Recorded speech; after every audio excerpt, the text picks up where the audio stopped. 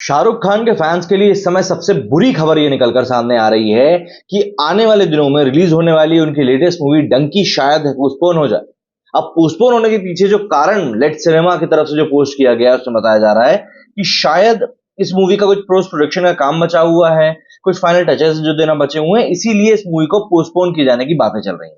लेकिन देखिए, आप और मैं हम दोनों ही जानते हैं इस मूवी की रिलीज डेट शुरुआत से ही 22 दिसंबर 2023 तय थी। ऐसे में आखिर कैसे पोस्ट प्रोडक्शन का काम कम मतलब बचा रह गया? भाई, जो डेट इन लोगों ने डिसाइड करी थी वो डेट स्ट्रेटेजिकली काफी अच्छी थी। और ऐसे में डंकी को रिलीज के बाद में करीब 10 दिन मिलते सीधे सीधे कमाई करने के। न्यू ईयर, उसके बाद क्रिसमस, उसके पहले वीकेंड भी पड़ता, तो काफी हद तक इस मूवी को ऐसा समय मिलने वाला था जो कि मूवी की कमाई में चार चांद लगा देता। लेकिन आप जरा सोचिए, उसके बावजूद भी मूवी का पोस्ट प्रोडक्शन का काम रह गया। ऐसे कैसे हो सकता है? दरअसल जो दबी खबरें निकलकर सामने आ रही है उनके अनुसार ये बताया जा रहा है कि सालार के रिलीज के कारण कहीं ना कहीं ये किया जा रहा है। अभी हाल ही में इस चीज का अनाउंसमेंट हुआ था कि सालार जो है अब वो डंकी के साथ ही क्लैश में रिलीज होगी। और इसको लेकर आस्क एसआर के सेशन जो हुआ था उसमें शाहरुख खान से एक बंदे ने पूछा था कि भैया कंफर्म तो है ना कि 22 को आएगी? तब शाहरुख खान ने कहा था कि भैया क्या माथे पे उदवा के घूम लूं, ये 22 को ही आएगी। तो जब इतने कंफर्मेशन आ गए थे सभी लोग बेफिक्र थे कि नहीं, अब तो ये दोनों को मूवीज का क्लैश देखने के लिए मिलेगा। और देखिए, एक बात तय है कि जब बड़ी मूवीज में क्लैश होता है तब कहीं ना कहीं दोनों ही मूवीज को नुकसान होता है। शाहरुख खान जो कि दो बड़ी बड़ी मूवीज के साथ में वापसी कर चुके हैं, पठान और जवान के बाद में उनकी एक तीसरी इस साल की मूवी होने वाली डंकी। लेकिन डंकी का कंटेंट थोड़ा सा अलग बताया जा रहा था, इसीलिए लोग बोल रहे थे कि डंकी जवान और पठान जितनी कमाई तो नहीं कर पाएगी। हालांकि इन सब के बीच में सालार जब रिलीज के लिए जैसी इसकी डेट अनाउंस हुई, पहले ही जवान के बाद में रिलीज होने वाली थी, बाद में इसको पोस्टपोन करके सीधे डंकी के साथ में रिलीज करने की बात कही गई। तभी से लोग कहने लगे थे कि भैया सालार जो है वो डंकी के ऊपर हो सकता है भारी पड़ जाए। क्यों? क्योंकि सालार को पहली बात तो बनाया है प्रशांत नील ने। प्रशांत नील जो कि केजीएफ फिल्म डायरेक्टर हैं और उसी यूनिवर्स से जुड़ी हुई इस मूवी को भी बताया जा रहा था। अगर कहीं से हल्का सा भी हिंट इस मूवी से निकल कर आ जाएगा ना कि इस मूवी का केजीएफ से कोई लिंक है, तो पहले दिन जो कमाई होगी ना वो तो अलग ही रहेगी। उसके बाद जो कमाई होना शुरू होगी ना वो अलग ही तूफान मचा देगी। और इस बात से भली भांति हर कोई वाकिफ है। तो ऐसे में सालार अगर हिट होती है तो इसका पूरा का पूरा नुकसान उठाना पड़ेगा डंकी को।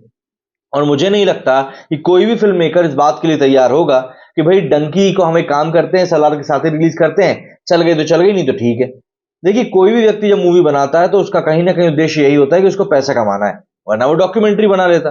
तो ऐसे में अगर शाहरुख खान को लेकर जो ये खबरें आ रही हैं उनको हम अगर सच मान लें कि डंकी को सिर्फ इसीलिए पोस्टपोन किया जा रहा है क्योंकि सालार से क्लैश को टालना है, तो ये कहीं से कहीं से भी गलत नहीं होगा। साउथ को हम लोग पहले भी देख चुके हैं कि साउथ ने अलग अलग मौकों पर हिंदी की बड़ी बड़ी मूवीज के साथ क्लैश मूवीज रिलीज करी हैं और उन सभी मूवीज ने हिंदी की मूवीज को ही पटखनी दी। तो ऐसे में बॉलीवुड इतिहास को देखते हुए कहीं ना कहीं इस बात को समझ रहा है कि हमें कहीं ना कहीं सालार की जो डेट है उसको देखते हुए डंकी को पोस्टपोन करना ही पड़ेगा। अब शाहरुख खान इस मूवी को जब पोस्टपोन करेंगे तो ऑब्वियस सी बात है अगले आस्क एसआर के सेशन में उनको ट्रोल भी इसीलिए किया जाएगा, यही कहते हुए कि भैया आप तो डर गए, प्रभास से डर गए। जबकि प्रभास का ही अगर हम इतिहास उठाकर देख लें तो बाहुबली के बाद में एक भी बड़ी हिट मूवी भाई साहब दे नहीं पाए। साहो एक ऐसी मूवी थी जो हिट होने के बाद भी लोगों को पसंद नहीं आई। राधेश्याम और आदिपुरुष के बारे में तो अब ना ही बात करें तो बेहतर रहेगा। तो ऐसे में प्रभास की भी एक ये बड़ी कमबैक होने वाली है, क्योंकि प्रभास की अगर ये मूवी फ्लॉप होती है तो इसके बाद काल्की है और काल्की को लेकर अभी उतने अच्छी चीजें निकलकर सामने आई नहीं।